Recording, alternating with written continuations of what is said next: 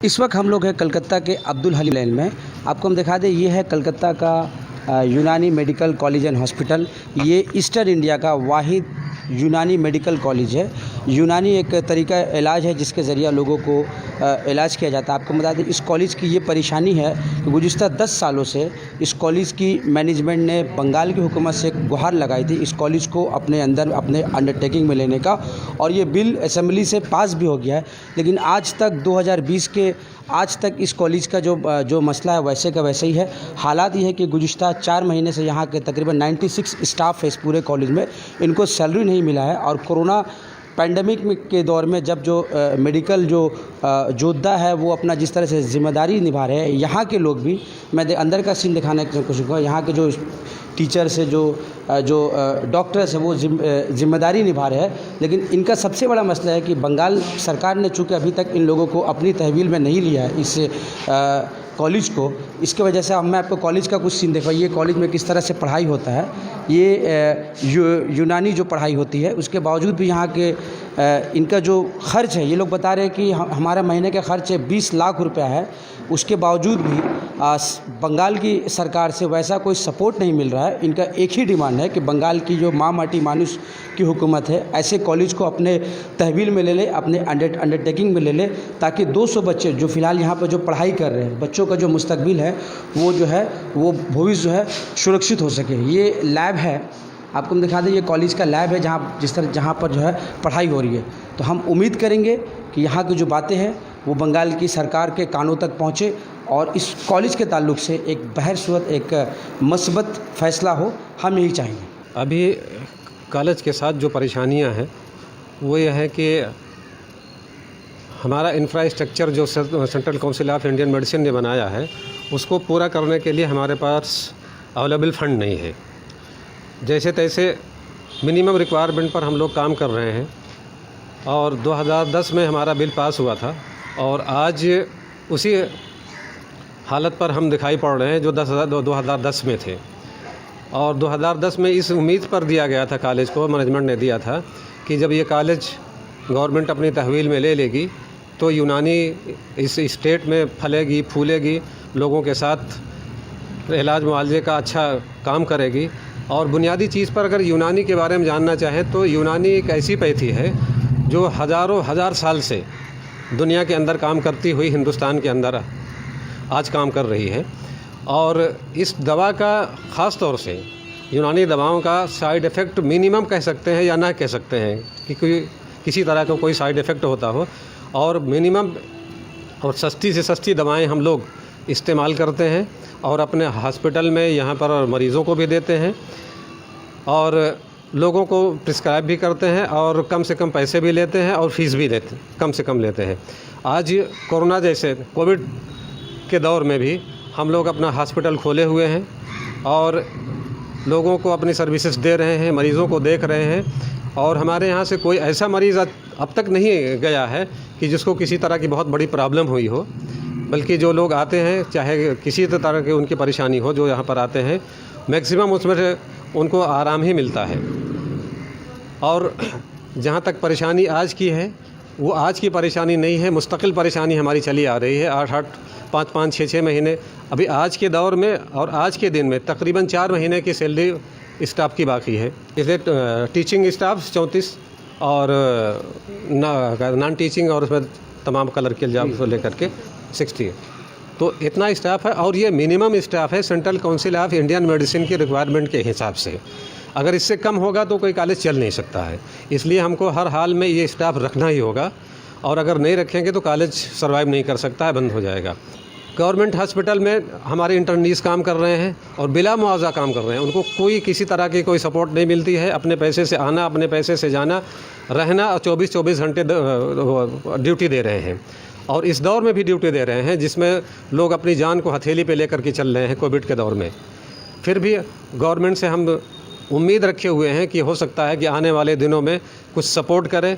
शुरू में जब हमको सपोर्ट किया था तो 72 लाख का किया था। CPM के दौर में हमको 72 लाख रुपए 72 लाख हुआ था। उसके बाद फिर 50 हुआ, फिर 40 हुआ, फिर अभी 2 साल से 20 लाख रुपए मिलते हैं। इस हालत में मुमकिन नहीं है कि कॉलेज को चलाया जाए और बल्कि हालात ऐसे हैं कि कहीं ऐसा ना हो कि कॉलेज कोलैप्स कर जाए और ये जो चलता चला आया कॉलेज है और ये बंद हो जाए और इसी हालत में मतलब एक पैथी का यहाँ पर नामो निशान मिट जाए। मौजूदा गवर्नमेंट से वही एडमिशन के बदले में 20 सीट्स के बदले में हमको 50 लाख पहले मरतबा मिला, उसके बाद फिर 40 मिला, उसके बाद 2-3 साल 40 मिलता रहा, फिर 35 मिला, फिर 20 पर आ गए। अभी हालत है। अभी हम सिर्फ एक ही मांग करते हैं कि जो 2010 में जो हमारा बिल पास हुआ था अंडरटेकिंग का, तो वो अंडरटेकिंग गवर्नमेंट कॉलेज को अंडरटेकिंग करे और 100% अंडरटेकिंग का जैसे बिल पास हुआ था एक्सटेंडिंग कमेटी से, वो गवर्नमेंट ले ले और इस पैथी को बचा ले और यहाँ से जो पास आउट होने वाले हैं, जो पढ़ने वाले हैं, उनके मुस्तकबिल को बचा ले। और मसाइल ये है कि 2010 में चूँकि एक उम्मीद हम लोगों की जगी थी कि गवर्नमेंट टेकिंग ओवर हो जाएगी तो हमारे कॉलेज का जो हमारी सैलरी होगी वो ठीक हो जाएगी, एक ज़िंदगी का मामला था। लेकिन जो बिल पास होने के बाद भी अब तक इम्प्लीमेंट नहीं हुआ। अब वो हुकूमत जो वामफ्रंट की सरकार थी 2010 में वो हुआ, उसके बाद 2011 में हमारे दीदी की माँ माटी मानुष की सरकार आ गई। हम लोगों को एक जोश और एक जज्बा आया कि हमारी दीदी की हुकूमत है, जो दीदी माइनॉरिटी का भला चाहने वाली है, दीदी की माइनॉरिटी को देखने वाली है, माइनॉरिटी का जिनके अंदर हमदर्दी है। हम लोग इस उम्मीद से दीदी के लोगों के पास, चाहे वो MLA हों, चाहे वो MPs हों, चाहे वो सेक्रेटरीज़ हों, जो भी लोग हों, उनसे मुसलसल मिलते रहे, कोशिश करते रहे। 2015 के आखिर में 2016 का जो इलेक्शन था उसमें भी हम लोगों ने उन लोगों से मिला। फिर उसके बाद 2019 का इलेक्शन जो लोकसभा का था उसमें भी हम लोगों ने बहुत से MPs जो थे उनके लिए पोस्टरबाजी, होल्डिंग, बैनर, पम्फलेट सब बनाए, मिलते रहे लोगों से। अब मुझको मौजू नहीं ठीक लग रहा है कि अभी उन लोगों का नाम यहाँ बताया जाए, लेकिन हम लोग सबसे मिलते रहे और सबसे ये आश्वासन, ये उम्मीद, ये भरोसा मिलता रहा कि आपका कॉलेज बहुत जल्द होगा, बहुत देखा जाएगा। आखिर में एक MP हमारे जो हरदिल अजीज़ जो MP हैं सुदीप बंदोपाध्याय, उन्होंने कहा कि आपके कॉलेज के लिए 7 से 8 करोड़ रुपए तकरीबन खर्च हो जाएगा, लेकिन यह है कि वो अभी दीदी के पास उतना फंड नहीं है कि ये हो पाए। फिर हम लोग रिक्वेस्ट किए कि दीदी तो इतना काम कर रही है, बंगाल में इतनी तरक्की हो रही है, यूनानी एक सिस्टम मगरबी बंगाल में नहीं, जो है ईस्टर्न जोन यानी एक खित्ते में एक कॉलेज है, एक सिस्टम है, इसको बचाने के लिए इस तरह से एक फ़ंड मुहैया कर ले तो कॉलेज चल जाएगा। तो उन्होंने कहा कि ठीक है, बात करेंगे, देखा जाएगा, लेकिन अब तक उसके बारे में कोई हम लोगों को जो है मुस्बित कोई जो है रिज़ल्ट अब तक नहीं मिल पाया। हमारे पास अभी 40 स्टूडेंट का एक बैच है, जिसमें 5 बैच है, यानी कि 200 जो स्टूडेंट हैं अभी, और उसके बाद 40 स्टूडेंट का इंटर्नशिप चल रहा है, यानी 240 टोटल लड़के हैं। मैनेजमेंट है, बच्चों से फ़ीस लेकर के जो अभी सुना आपने कि 20 लाख रुपए हम लोगों को इस बार मिला, एक बार 9 लाख मिला, एक बार 11 लाख मिला है।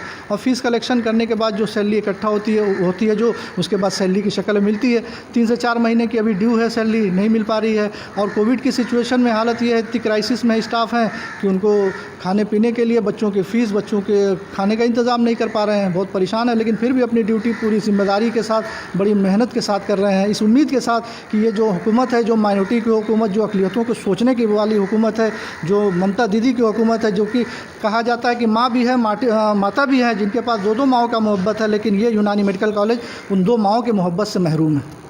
150, 160, 170, 140 ऐसे मरीज़ आते हैं आउटडोर में, जिनका इलाज जो है बहुत ही कम कीमत पे। सर कहा जाए तो हम ये कहें आपसे कि सिर्फ कलकत्ता नहीं, करीब के जो डिस्ट्रिक्ट्स हैं वहाँ से यहाँ तक कि मालदा से भी, बर्दवान, आसनसोल, दिनाजपुर और मुर्शिदाबाद, कृष्णा नगर से मरीज़ आ रहे हैं। अल्हम्दुलिल्लाह यहाँ से आकर के शिफायाब होके जा रहे हैं। सरकार से ये है कि कम से कम जो एक बिल है उसको इम्प्लीमेंट कर ले। क्यों नहीं ऐसा हो रहा है? आयुर्वेद को गवर्नमेंट चला ले रही है, होम्योपैथ को गवर्नमेंट चला ले रही है, योगा को गवर्नमेंट चला रही है, 50 करोड़ रुपए एक्सपेंस कर रही है। एक यूनानी के लिए 7-8 करोड़ रुपये इंतज़ाम करना दीदी के लिए, उनके लिए अगर जो फ़ीस दे के पढ़ रहे हैं, ऐसे भी बच्चे हैं जिनके वालिदैन फ़ीस का इंतज़ाम नहीं कर पाते, अगर गवर्नमेंट हो जाता है तो उनको फ्री में तालीम यहाँ से मिलेगी, फ्री में इलाज मुआलिजा होगा, तमाम तरह की दवाएँ दस्तयाब हो जाएंगी, जिस तरह से आयुर्वेद होम्योपैथ के हॉस्पिटलों में दवाएँ मुहैया हैं। यहाँ पे चूँकि मैनेजमेंट कोशिश कर रही है, दवा इकट्ठा करके ले रही है, लेकिन कहाँ से देंगे? एक जेब से हाथ डालते हैं तो दूसरी जेब खाली हो जाती है।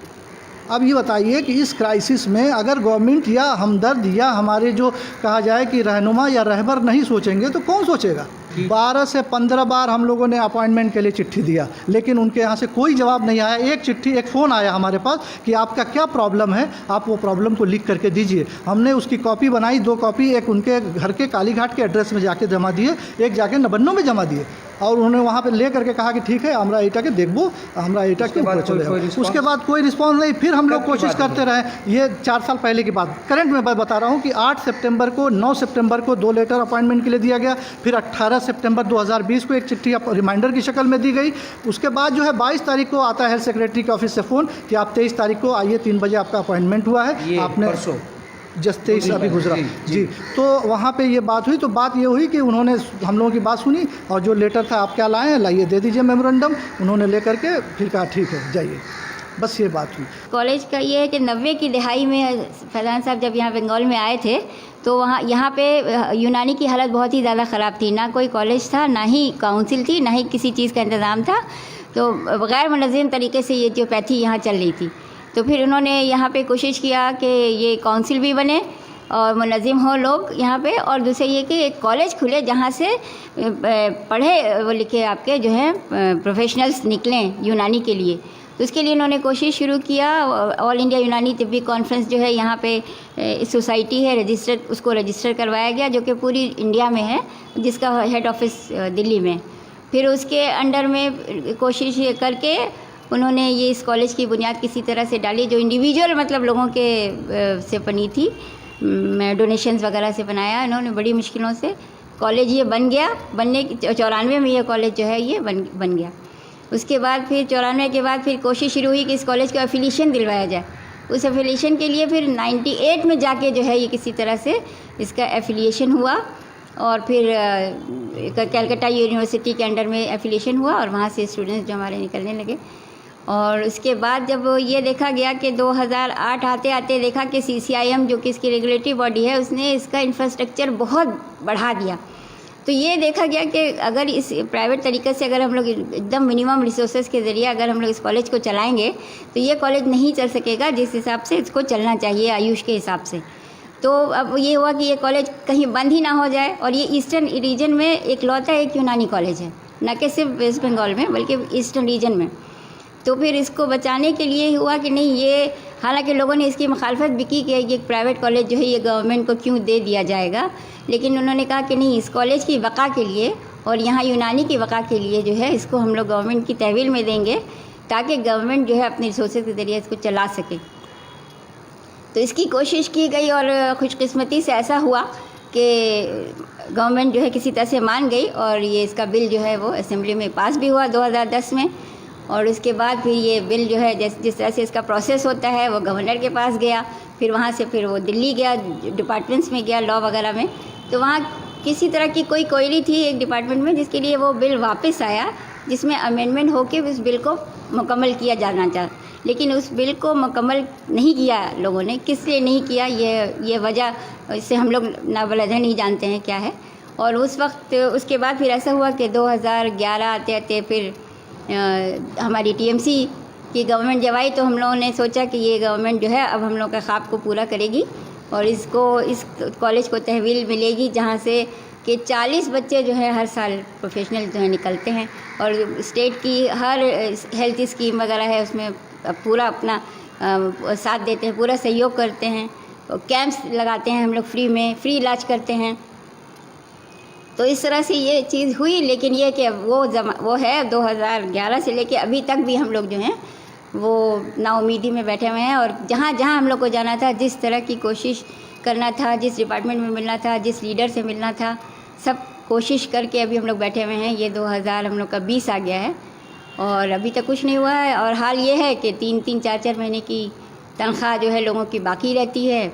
लोग बदहाल हो जाते हैं, कभी बहुत ज़्यादा नफर भी हो जाते हैं कि नहीं उम्मीद नहीं है कि ये किस कॉलेज का कुछ हो सकेगा। और अब हम लोग को ये भी नाउमीदी है कि अगर आयुष डिपार्टमेंट भी इस कॉलेज को चलने देगा कि नहीं, जितना इंफ्रास्ट्रक्चर चाहिए वो है नहीं।